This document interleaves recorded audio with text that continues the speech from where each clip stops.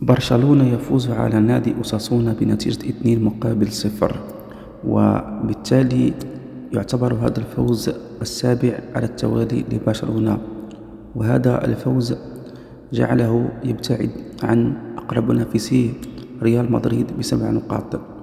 وإذا رجعنا إلى المباراة فإننا نجد أن برشلونة أبدع، وكما عودنا دائما بالأداء الجيد، خاصة لما نشوف لامين يامال كان له دور فعال في الفوز بهذه النتيجة، وكان يستحق أن ينال رجل المباراة عن جدارة واستحقاق.